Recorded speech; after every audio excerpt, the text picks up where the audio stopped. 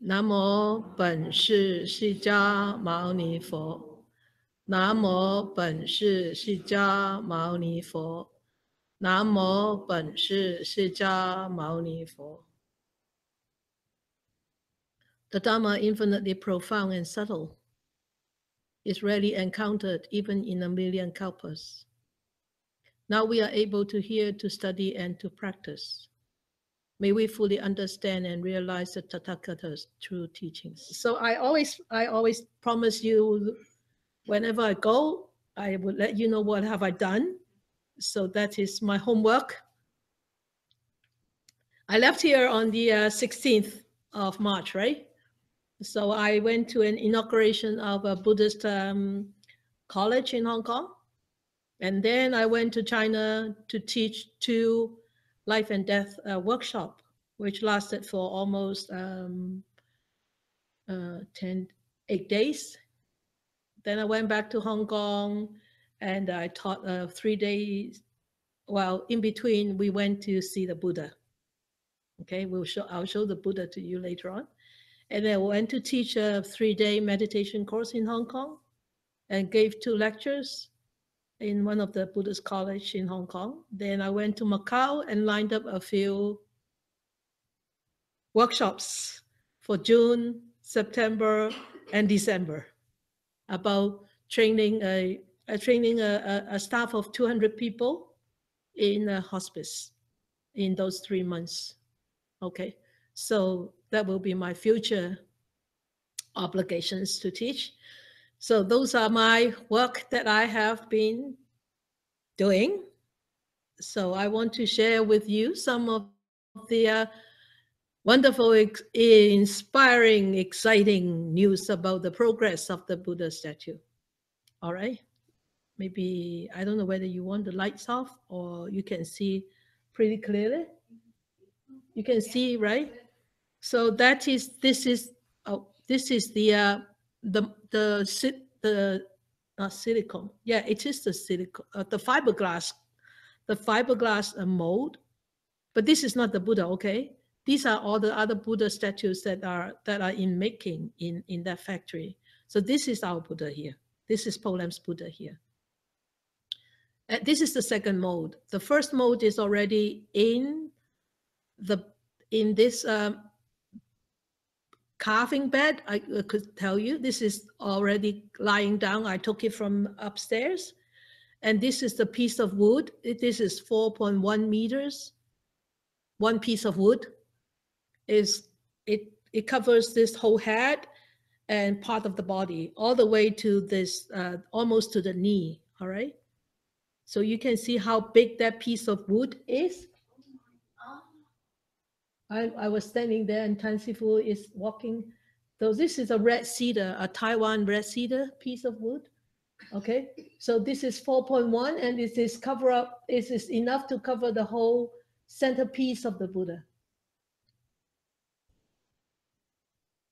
So this is the back side of the wood. You can see this is the machine they are going to do the carving with. This is the whole factory, all right? So this is the Buddha lying down, and they're going to carve it onto this wood to make the preliminary mold, the first mold, the first carving. Here you go.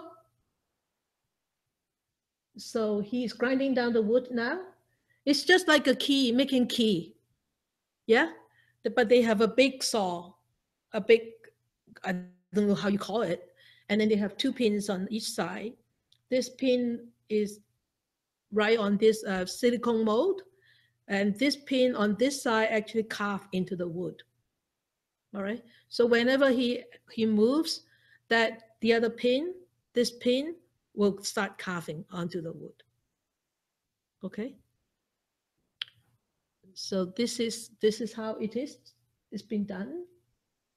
So, and that's the air that's actually cleaning up. Okay, let's see. And you see the face is coming. This is the nose. It's coming. Okay, now you can hopefully, there you go.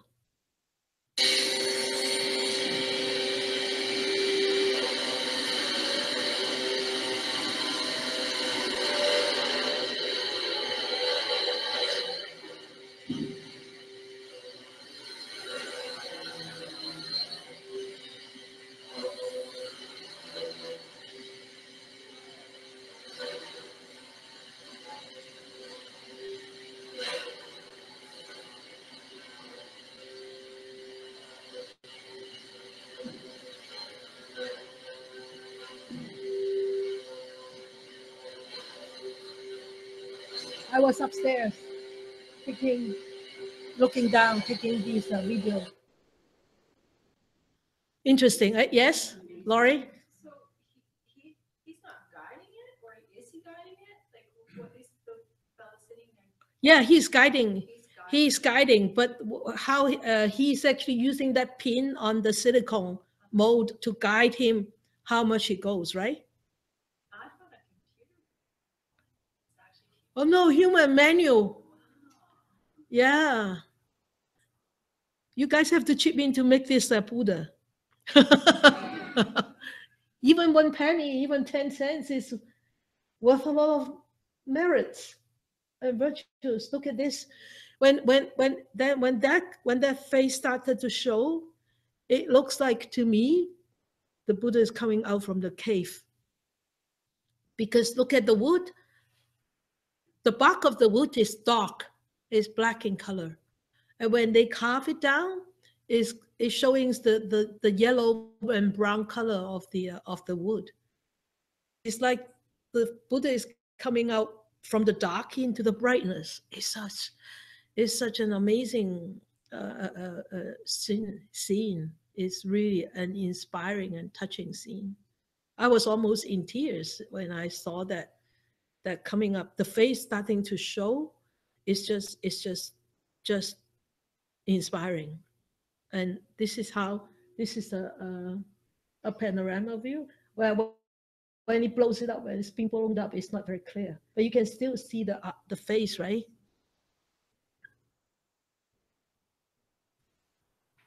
Well, you may not be able to look at this in a very proper. I was looking at it, and it seems as it's dipped inside, but no, I tell you, this is the nose. But if you ignore the nose, it seems that it's like it's a negative mode. Yeah. But this is the nose, and this is the thingy here, and that's the eyes. Yeah. Yeah, you can see it. Otherwise, it's just like you think it's reversed. But now you see, when you start to see the nose, you start to see the positive. It's not a negative mode. A negative mode is all like reverse, right? So, but you can see the nose sticking out. Yeah. And this is how the pin is actually carving down all the wood. Look at that. Right?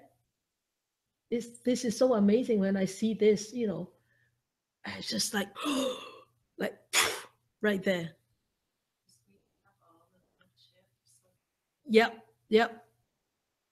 And May took a picture on the side, and you see this is the side of the Buddha, the nose, and that's the silicone mold. What a contrast, eh? Yeah.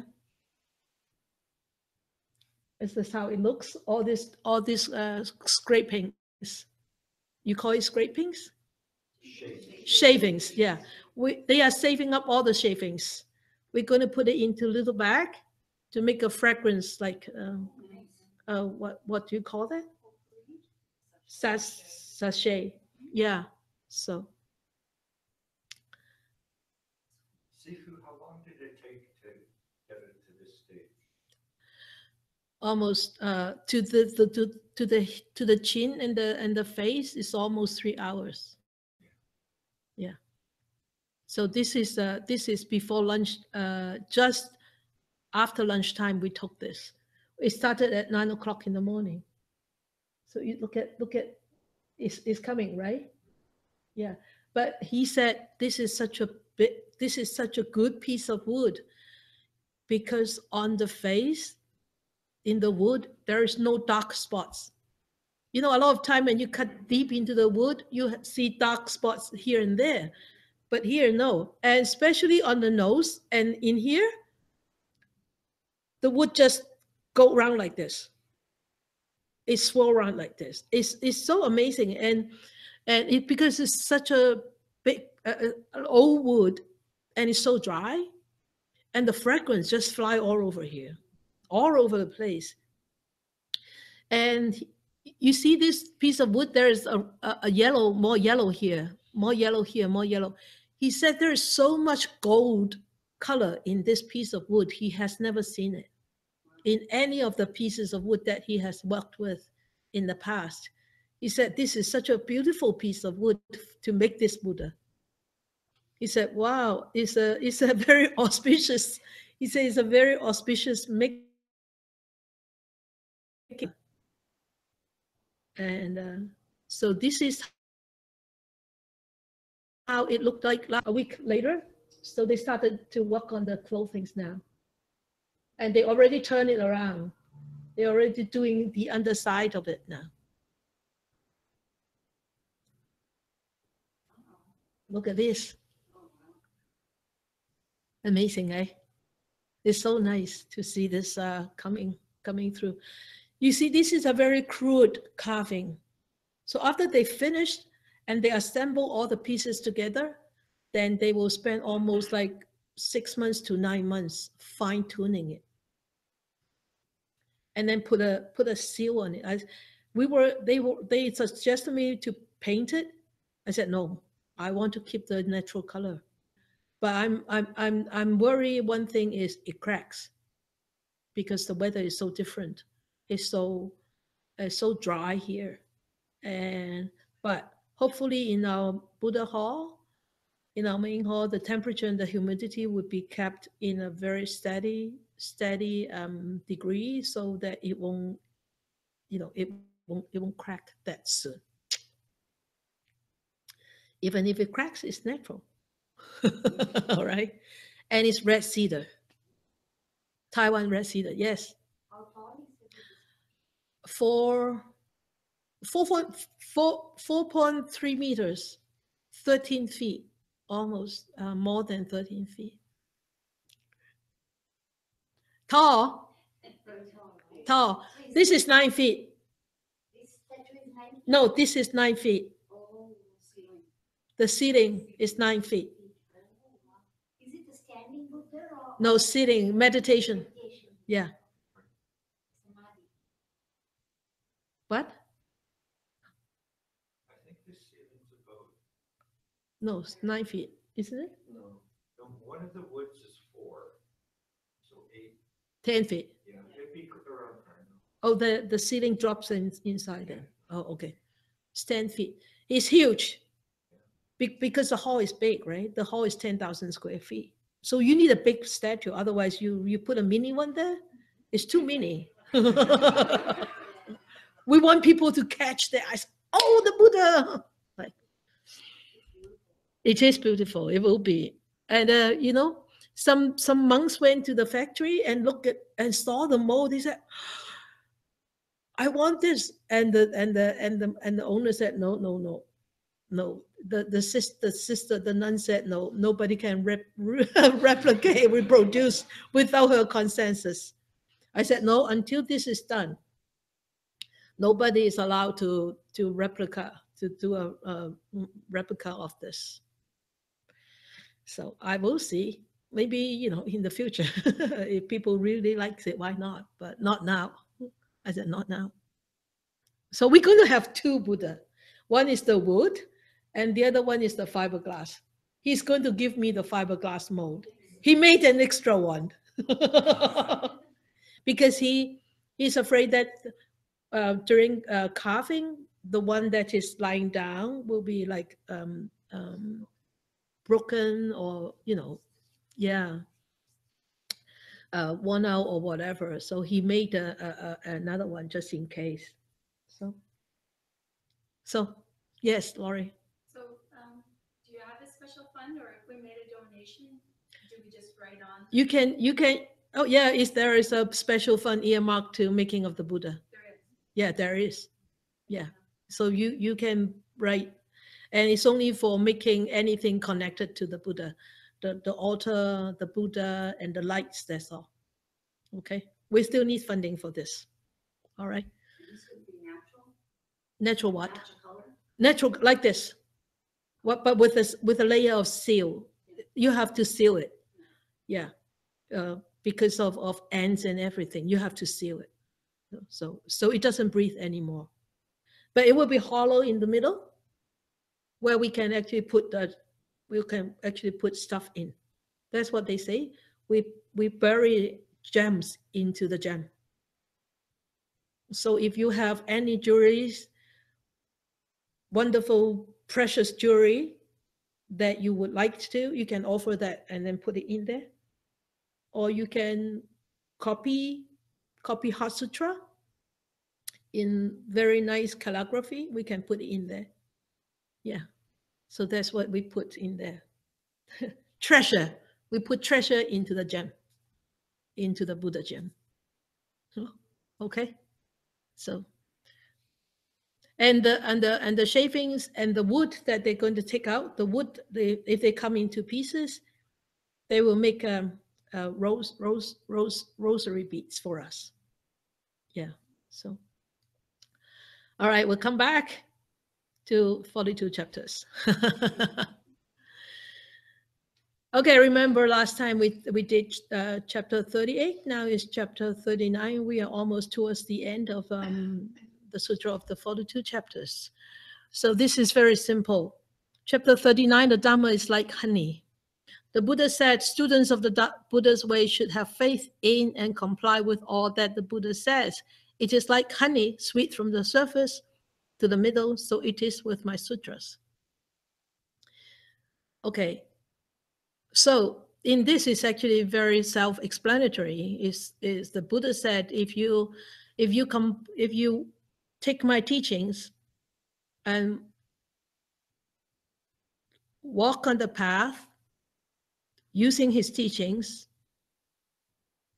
you will taste that sweetness from the beginning, like honey from the surface to the middle. But actually, in one of the sutra that actually the Buddha said, my teachings is sweet in the beginning, it's sweet in the middle, and it is sweet at the end. So it's all the way from the surface to the really deep part. That's the Dhamma is sweet anywhere you go, from the surface to the deeper part of the sutra.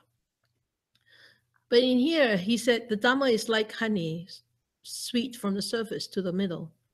So it's no different from the middle or the core. So in here, the Buddha said we should have faith, but it has to be based on a rational thinking, and not turning a blind eye all the time, and not turning to a blind faith all the time. And remember, you have studied, some of you have studied the book In the Buddha's Word. What did the Buddha say to the Kalama tribe? Should not have blind faith. Okay. And he gave them teachings on how to tell whether the teacher was a good teacher. Okay. So how can you not have blind faith? What did he teach specifically to the Kalama tribe? Say that again. To question and reason out, and not to just accept it. And even if you respect the teacher, not to accept it because it's hearsay, not to accept it because it's there's a whole list of stuff. You're very smart. There's a whole list of it because you only remember two. So smart. Okay, anybody else who studied the word In the Buddha's Word, the book? Your own experience? You have to believe it because you experienced that? Good. Who else?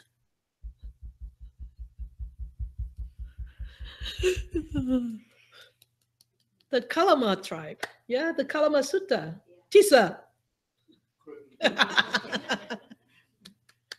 Ever? Through practice. Practice, that means experience. That is, no, that is not in the Kalama Sutta. You looking for a list of things to avoid, or how you actually go? Not avoid. How do you have faith in how should you follow the Dhamma? What kind of mindset you should have? Is because I say it? Is it because your teachers say it? Is it because your traditions say it? Is it because your elders say it? Is it because it seems logical? Oh, that's very clever too, Lynn. Remember the 10 things? Yes, remember the 10 things. Kalama Sutta. Ay. What do you do on Saturday? Oh, yes. That's a good excuse. You remember the 12 things now?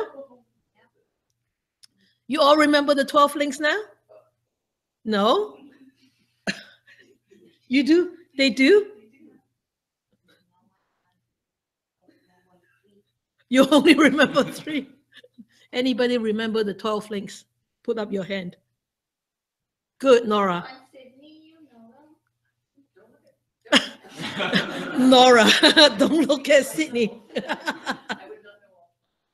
Okay, so go home and memorize them. You found it in your notes, yeah. What, the Kalama Sutta? Yeah. Good. Say that. So the number 1 is do not go by oral tradition. World tradition, yes. And number 2, not by just lineage of teaching verified by your own experience. Yes, Number 3, not by hearsay. yes, Number 4, not by a collection of scriptures. Number 5, not by logic. Yes, Number 6, not by inferential reasoning. yes. Number 7, not reasoned cognition. Yeah, not like seems to be. Number 8, not by acceptance of a view after pondering it. Yes, Number 9, not by the seeming competence of a speaker. yes. And number 10, not because you think the aesthetic is of a teacher. Good. Very good, Laurie. I knew I had it somewhere. Yeah, all right. So remember, we always have to remember that we don't just turn a blind eye, okay? We just don't follow it because it seems logical, because my teachers say so, and because it's such a wonderful speaker and all that. You have to experience. That's what the Buddha keep on saying. You have to experience my teaching in order to have faith in my teaching. Why? Because once you experience, you know that it is truth. And once you know that it is truth, you won't forget it. You won't doubt it. You won't forget it. Even sometimes you may have doubt, but when you have doubt, you sort of start to contemplate on it, on that doubt, and say, no, I had that experience. And that can allow you to overcome that doubt, right? So that's why it's so important to have that experience. But we do have to be very careful with our experience also. Why? Because a lot of times we have experience, and then now there is something that comes up we need to decide on. And we thought, oh, I have that experience in the past, then I must do it like this. You don't just decide because of that experience. Why? Anybody guess why? Yes, the conditions have already changed. So the experience that you have had in the past may not be as conducive for now, but you can use that experience as an experience. Yeah? And then you try to what? Contemplate. Try to have a clear mind, a grounded mind to contemplate on how to make that decision. Not just rely on your what? Sanya, the perception part. Because the perception part always experience and use the past experience almost like a copycat to deal with the present situation. And a lot of times it doesn't work out. Okay? So be careful with this sanya. It's very, very, very dangerous to constantly just use the sanya. All right. So you all know who is the sanya, right? What is the sanya? Perception. Very good. Yeah, very good. Sanya is the perception. So here, um, when we study, if we don't understand, we try to put whatever we don't understand on the side first. Sometimes it's not so much as in the Nikaya. In the Nikaya, it's actually very straightforward and simple. But when you come to Mahayana texts, sometimes it's so confusing, the Mahayana text, especially the Diamond Sutra, the Heart Sutra, and it's so confusing, and you don't understand. And don't worry, just put it aside, and then you practice, and then you go back to read it again. Oh, you understand a little bit more. Then you don't understand the rest. You just leave it there. You go back and practice. The more you practice, the more you actually allow yourself to settle down, this mind to settle down, this perception to actually settle down, rather than keep stirring up and keep judging and keep analyzing. You just let it sit. And then eventually when you go back, you look at it. Oh, yes, it means this. Especially the Mahayana text. It's actually very complicated. I don't know why they have to make it so complicated, but it's really because I have had that experience. I never understood that Diamond Sutra. Never understood it, but I kept reading it.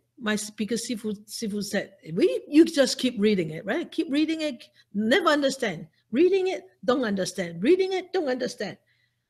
I'll leave it on the side.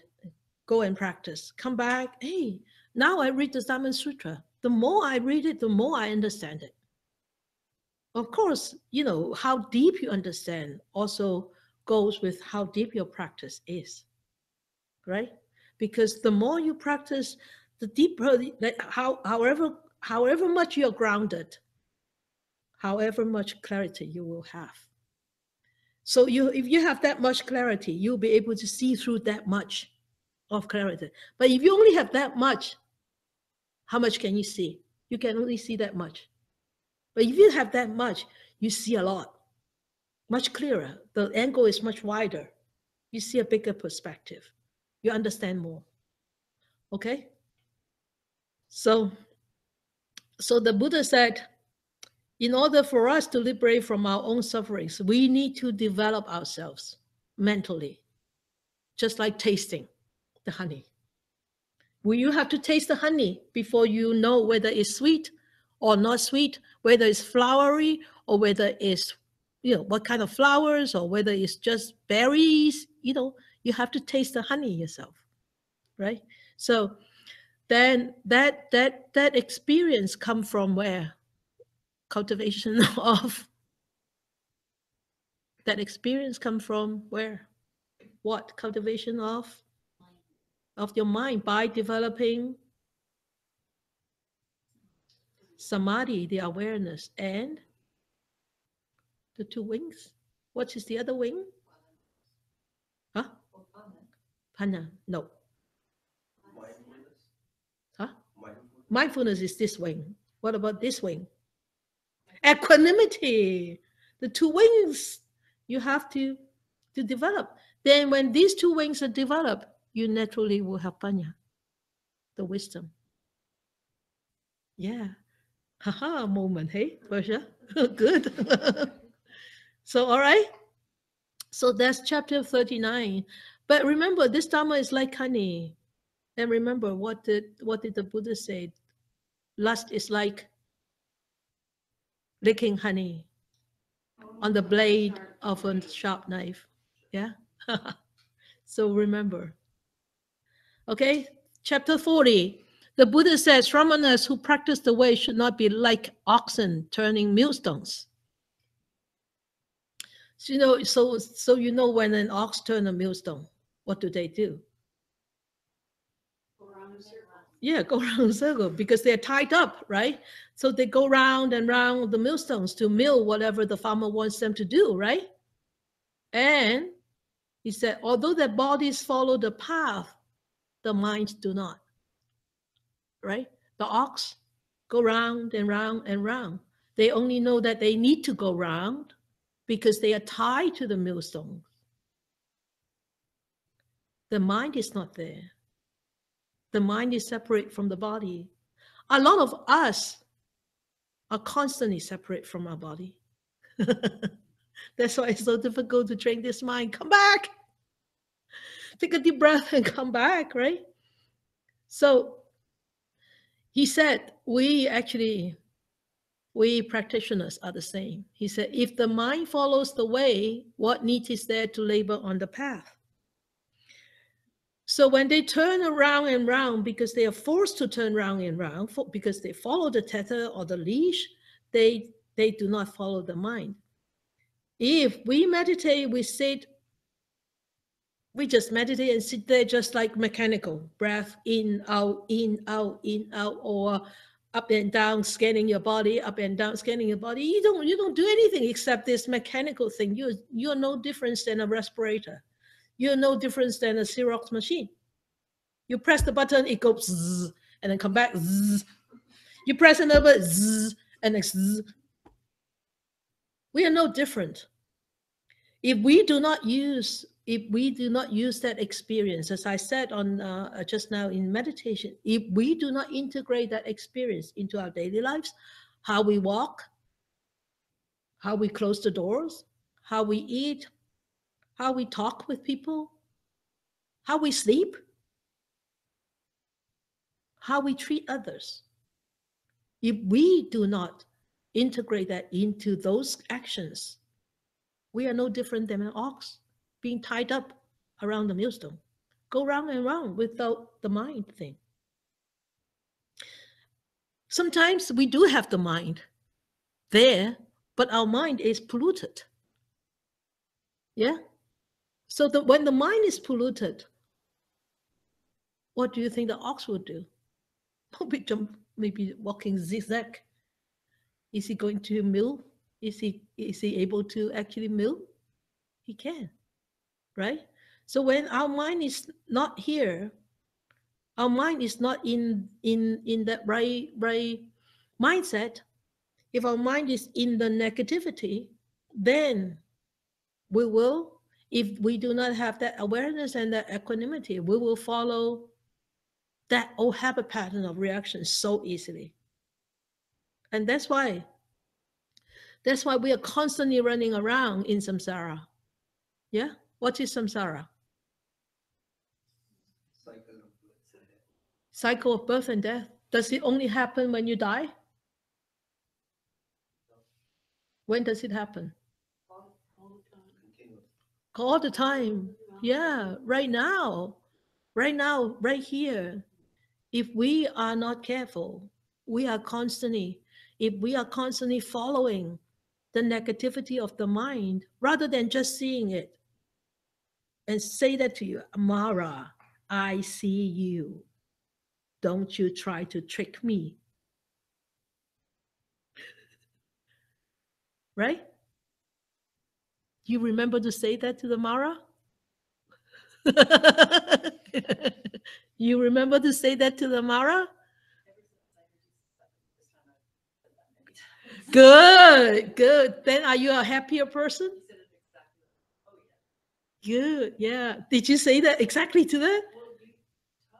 Yeah, good. Yeah, Mara. Yeah, I see you. Don't you try to trick me. It works, right, Sydney? It does. And the mind just, oh, wow.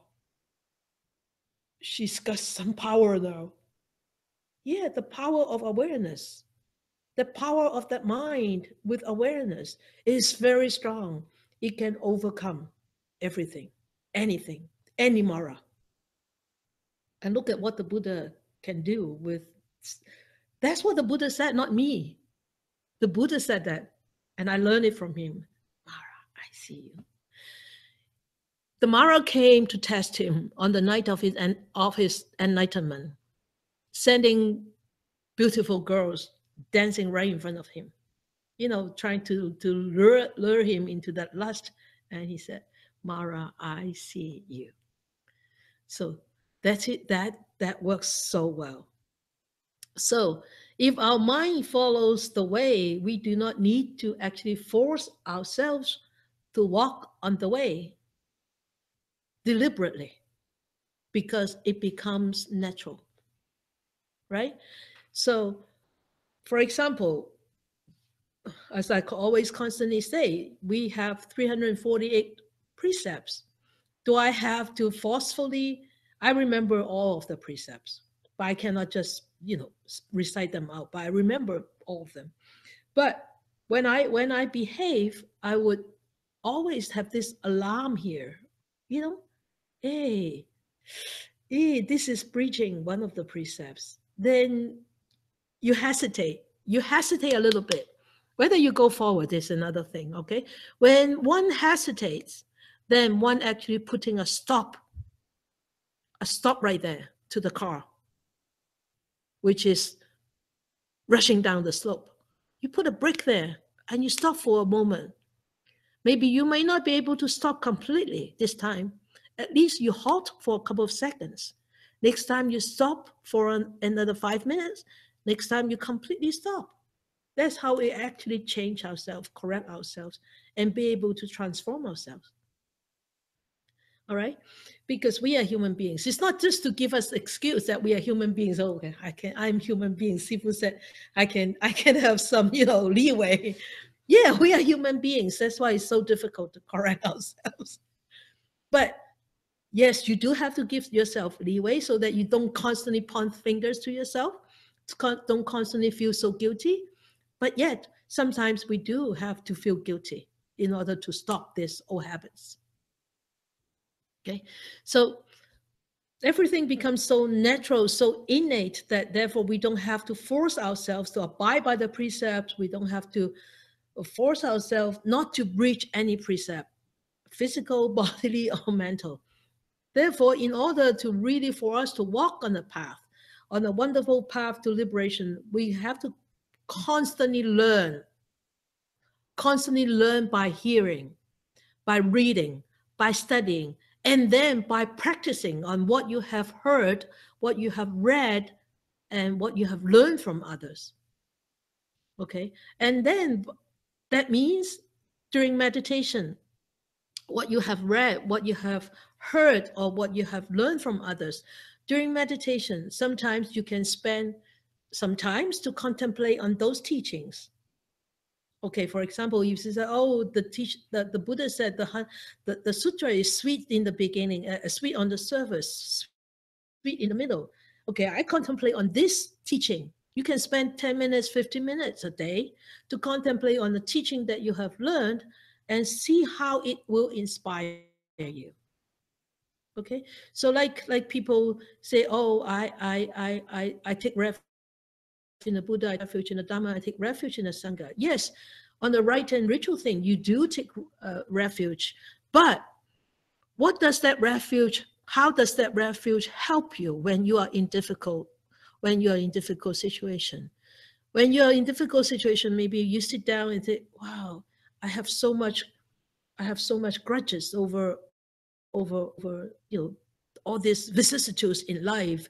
It's so difficult. People are so difficult. Situations are so difficult. Blah blah blah blah blah. Everything is so difficult." And you sit down and you remind yourself, "I have taken refuge in the Buddha and the Dhamma." What is the quality of the Buddha? The quality of Buddha is patience, tolerance, and what else? Generosity, metta, atthana, like determination, equanimity, samadhi, panya. All these good qualities of the Buddha arises in you. It's a, wow, all these good qualities of the Buddha. I am a student of the Buddha. I need to cultivate this. I need to have patience. I need to have tolerance. I need to have determination. I thought, wow, what a big deal. Come on. These vicissitudes are nothing when it compares to our own what? Shortcomings. Right? So you come around remembering the qualities of the Buddha.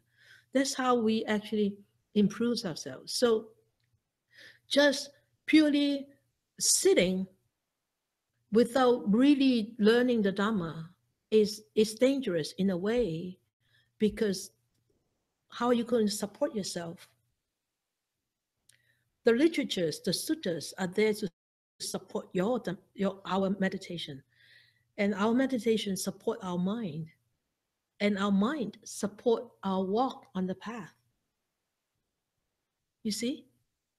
And because we walk on this path, that support for us to walk on the path, that means one day we'll be able to liberate ourselves. So it's a chain reaction. It's a chain reaction. It's a chain thing. It's like one of those thingy. You push one and then it falls. What's that? Dominoes. Yeah. Right? So if you develop one thing, if you do this here, is that 3 kinds of panya, right? What is the first kind? Sutta. Sutta Maya Panya. That means you need to read, you need to study, you need to hear. Sutta Maya Panya. That means literature. Okay? And the second one is Chitta Maya Panya. That means you need to contemplate. Yeah? And what? Yeah, Bhavana Maya Panya. That means you develop that panya. It comes by sight, truly. All right? So, tired? Want to finish? Okay. Oh, okay. 41, chapter 41. So he is a steadfast mind frees one from desire. The Buddha said, one who practices the way is like an ox that carries a burden through a mirror. So you know when an ox carry a burden through a mirror, what would it do? So you all know what is the mirror. Mire. What is a mire, right? Mud, very deep mud, all right? Mire, okay. That means the ox cannot let go of the burden unless it comes out from the mire, right? It still have to carry that burden.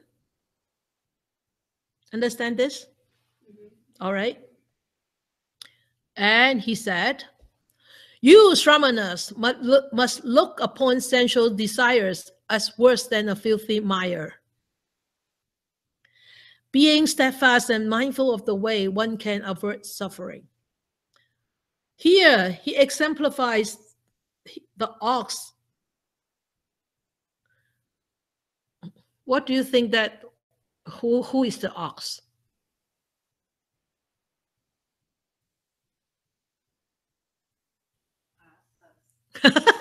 Oh, very, very humble. Yes, us. We. Why are we the ox? Because we're walking through mire. Oh, yeah, because we are walking through mire. We are walking through mire, carrying this burden, and would not let go of the burden. And that ox is an ignorant ox. In order to get out of the mire faster, easier, what does the ox need to do? Huh? Yeah, but get rid of the burden. How? Huh? Drop it. Let it go. Let it go. Yeah. Can you do that? Can you do that with your life burden? Easy to say, but difficult to do. Very difficult to do, isn't it? That's why we are so ignorant. Yeah? You agree? Good. Yeah. So what kind of burden do we carry on ourselves? Worry. Oh, you still have that? Okay, what else? Attachment to material? Not just that, your children, your grandchildren. Your family, right? Yeah. The more grandchildren you have, the more attachment. Exactly. Yeah, you want to say that, but you can't. You just take, oh, my grandchildren, my daughter, my grandchildren. What else? anything, really, literally, right? Your house, your money, your health, your eyesight, your bones, everything, everything. Really, be very patient and check on yourselves. What am I attached to? Hiking. Very good. One day when you cannot hike, I'm not cursing you, okay? One day when you cannot hike is going to cause you so much suffering. Because hiking is a way for you to deal with your difficulty in life. And one day it seems that you have lost that path of liberating yourself from your sufferings. And you think that you lost everything. So start to give up hiking now.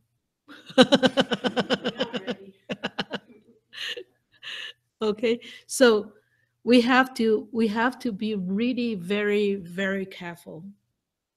Constantly be very, very careful, especially for those people who really would like to renounce the mundane life.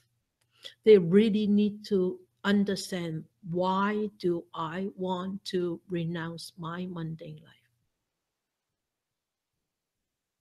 For the benefit of whom? Yeah, to say it's easy. I didn't say I'm going to do it. I just said I know what it is. Yeah. Yeah. But it's very important. It's very important to know that intention, because that intention is going to help us, the renunciates, to stride through a lot of obstacles. Christina asked me today, first time she came to Poland, she looked at the project. She said, oh, Sifu, I wouldn't even dare try to have a project like that. And she looked around, all this field and everything. She said, if you are 20 years younger, would you walk on this path again? I said, I wish I was 20 years younger. But I tell her, I would still choose this path. I would still walk on this path. I said, because I know my connection is here. I have a very strong connection in the West. Otherwise, I would not have that calling. Remember, I told you about the calling when I was treating my patient. Remember that? I would not have that calling. That's so specific. How many years ago? 28? 28 years ago? Yeah, 28 years ago, right? The first calling came around this time. I think around this time, yeah. So that very specific calling is, oh, I need to do something. It may be in the future, I need to go and teach Dhamma in English. In English. So specific in English. Well, thank goodness. Yeah, thank the universe. It's so amazing. When I really thought back, how come that you call calling, right? That thought just came up from nowhere. I mean, I was treating a patient in the hospital, looking at the diabetic foot, and that calling just came, and it came again 3 months later. The same exactly calling, same exact thought. I needed to do something. I needed to teach. Maybe in the future, I may be able to teach, to spread the Dhamma in English. Only 2 times. Because after that, I started to think about it seriously. I said, strange. It stood up among all thoughts. It really stood out. I thought, geez, why would I have such thought? Never thought of renunciation at that time. Never thought of that. The life was too beautiful, too sweet, too sound, too much fame.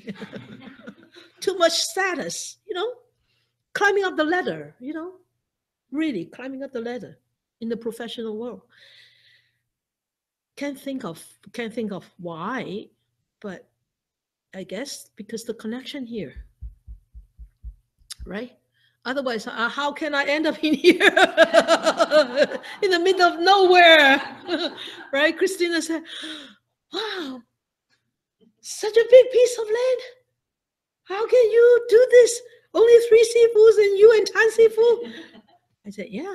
Well, and now with the help of a lot of others. But you see, that's the connection. Even though maybe, maybe intentionally, unintentionally, I don't like this connection. I never hated it, okay? So I never hated it, all right? But intentionally or unintentionally, I may not want to really dive so much into it. But I don't push it away. I don't reject it, and I try my best to fulfill the obligations, to fulfill my duty, and to fulfill my commitment to my teacher, and of course to the Dhamma. And now I feel very at home, coming home here. I feel this is my home, and it kind of a very different feeling than before. I have felt that as a home maybe 3 or 4 years ago, just about few years ago. Oh, coming home, And before that, never have that kind of thought. Sorry. But I'm here. Okay. So the kind of burden is the kind of karmic burden that we carry. I have a karma here in Chilliwack. Otherwise, I won't be here. Don't always think that karmic burden is karma is always negative. No, karma could be positive. All right, it could be a positive karma. It could be a negative karma. All right. So I think I have a very positive karma in Chilliwack, right? Otherwise, you won't be here, right? And Poland won't be here, and Poland won't survive. And Christina asked me today, how did Poland survive in here? I said, well, I think a lot of people really look after us, and I think the universe look after us. The Dhamma look after us. All the Buddha and the Bodhisattva look after us, right?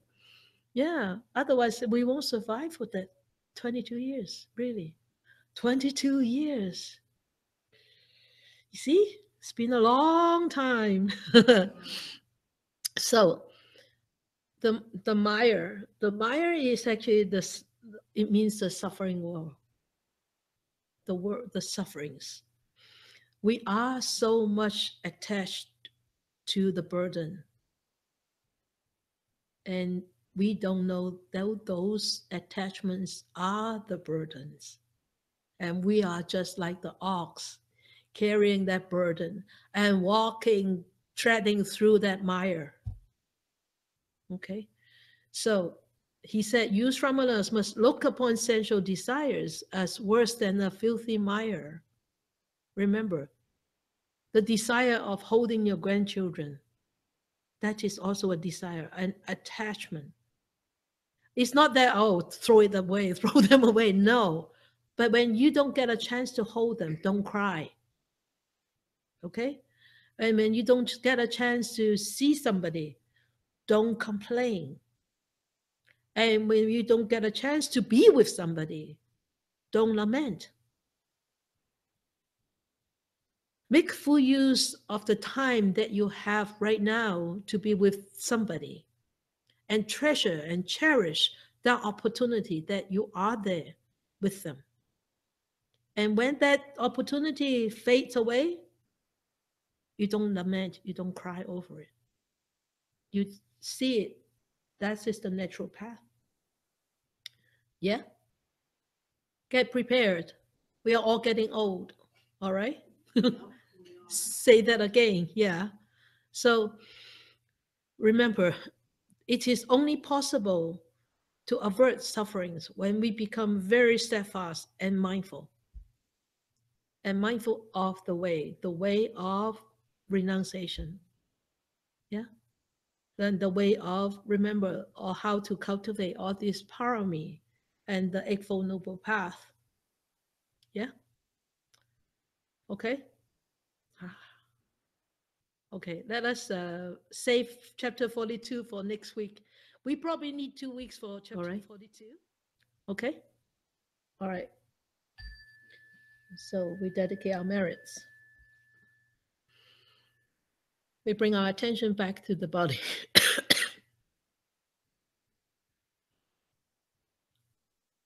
Feeling these constant changes in this body and in this breath. We allow a good thought to arise on our mind. For all the benefits I gather tonight by listening to the words of the Buddha, may I share with all beings, human, non-human, visible, invisible, big or small, far or near. May they be free of enmity. May they be free of miseries. May they start to live in a world with brightness, warmth, and experience love and peace. May more and more beings, more and more people will encounter the words of the Buddha, study, learn, understand, and practice, and to liberate themselves from their own difficulties in life and be happy and be peaceful.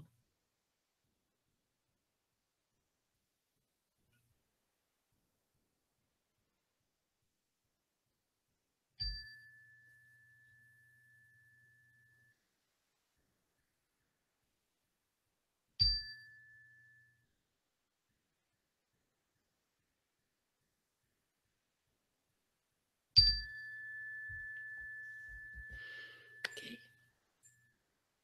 Good night.